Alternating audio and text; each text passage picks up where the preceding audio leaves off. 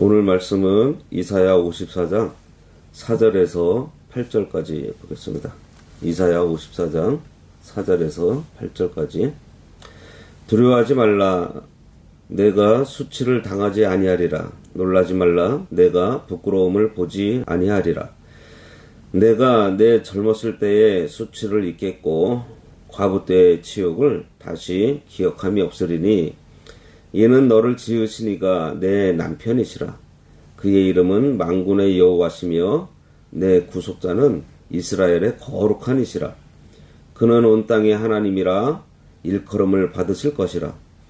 여호와께서 너를 부르시되 마치 버림을 받아 마음에 근심하는 아내 곧 어릴 때에 아내가 되었다가 버림을 받은 자에게 함과 같이 하실 것임이라. 내 하나님께서 말씀하셨느니라. 내가 잠시 너를 버렸으나 큰 긍휼로 너를 모을 것이요 내가 넘치는 진노로 내 얼굴을 내게서 잠시 가렸으나 영원한 자비로 너를 긍휼히 여기리라. 내 구속자 여호와께서 말씀하셨느니라. 오늘 말씀의 제목은 영원한 자비로 긍휼히 여겨주심입니다.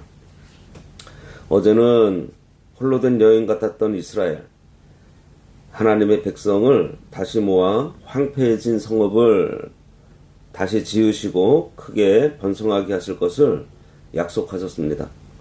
이어지는 오늘 본문은 이스라엘이 다시는 수치를 당하지 않을 것이라는 약속의 말씀을 하세요. 4절, 두려워하지 말라. 내가 수치를 당하지 아니하리라. 놀라지 말라. 내가 부끄러움을 보지 아니하리라. 내가 내 젊었을 때의 수치를 잊겠고 과부 때의 지옥을 다시 기억함이 없으리니. 여기 수치와 부끄러움은 바빌론 포로 생활에서의 치욕을 말하는 것으로 바빌론에서 해방되어서 다시는 수치와 부끄러움을 당하지 않을 것을 예언하는 것이고요. 이것은 바벨론과 같은 이 세상에서 하나님의 백성인 성도를 해방시켜 주실 것에 대한 예언이기도 합니다. 여기 내가 내 젊었을 때의 수치를 잊겠고 과부 때의 치욕을 다시 기억함이 없으리니 그렇게 말씀하고 있습니다. 젊었을 때는 이스라엘의 초기 역사, 초기에 있었던 애굽에서의 수치스러운 노예 생활을 말하고 있습니다. 그리고 과부의 때는 어제도 전해드린 것처럼 이스라엘이 신랑 되신 하나님께 음란하게 행해서 우상을 섬김으로 하나님의 영광이 그들을 떠나 영적인 과부가 된 상태, 바벨론 포로 생활을 하게 된 것을 말하고 있어요. 그러니 애굽에서의 수치스러운 노예 생활, 바벨론에서 영적 과부가 되어서 치욕적인 생활을 하던 것을 잊게 하시고 기억하지 않도록 해주시겠다는 말씀이에요. 하나님께서 택한 백성을 구속해서 모든 죄의 수치와 부끄러움을 다 제거해 주심으로 아예 생각도 나지 않도록 해주신다는 위로의 말씀입니다. 성도들이 하나님의 영광 가운데 거하게 되면 어떠한 고통도 없는 참 평안을 누리도록 하시겠다는 위로의 말씀이에요. 이 트라우마라는 것이 있어서 행복을 누리면서 잘 살고 있다가도 조금이라도 과거에 힘들었던 것과 비슷한 일을 당하게 되면 그 일들이 떠올라서 괴로울 때가 있는데 그런 모든 괴로움을 다 잊고 기억이 나지 않을 정도로 평안하게 해주시겠다는 말씀이에요. 5절, 이는 너를 지으신 이가 내 남편이시라. 그의 이름은 만군의 여호와이시며 내 구속자는 이스라엘의 거룩한 이시라. 그는 온 땅의 하나님이라 일컬음을 받으실 것이라. 하나님을 남편으로 이스라엘 백성을 아내로 표현하고 있는데 이것은 부부 사이의 정조를 비유해서 하나님과 이스라엘 백성 간의 거룩성을 강조하고 있는 말씀이에요. 시내산에서 하나님께서 이스라엘 백성에게 언약하셨을 때의 모습을 보면 결혼 예식과 같습니다. 그래서 이러한 표현은요, 구약 성경에서 여러 군데 기록되어 있어요. 예를 들면 예레미야 3장 14절에서는 나는 너희의 남편이다 이렇게 말씀하셨고, 또 예레미야 31장 32절에서는 좀 더 구체적으로 말씀하고 있습니다. 이 언약은 내가 그들의 조상들의 손을 잡고 애굽 땅에서 인도하여 내던 날에 맺은 것과 같이 아니할 것은 내가 그들의 남편이 되었어도 그들이 내 언약을 깨뜨렸음이라 여호와의 말씀이니라. 네, 여기서도 지금 시내산에서의 언약이 언급되고 있죠. 여기 보면 남편이면서 구속사의 이름이 만군의 여호와, 이스라엘의 거룩하니, 온 땅의 하나님, 이렇게 세 가지 칭호를 사용하면서 부르고 있습니다. 이것은요, 하나님께서 이스라엘을 반드시 회복시키실 것을 강조하고 있는 거예요.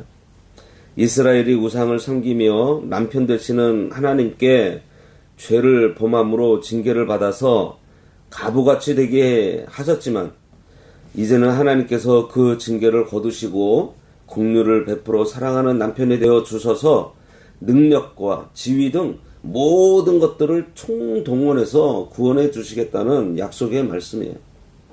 이 약속은 오늘날도 성도의 남편 되시는 그리스도께서 우리 성도들을 구원하심으로 성취되고 있습니다.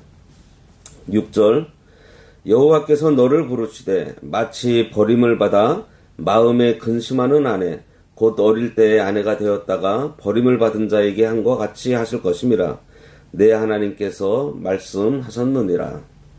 우상 숭배함으로 바벨론의 포로가 된 이스라엘을 음란한 행위로 인해서 남편으로부터 어릴 때 버림받은 아내에 비유하고 있습니다.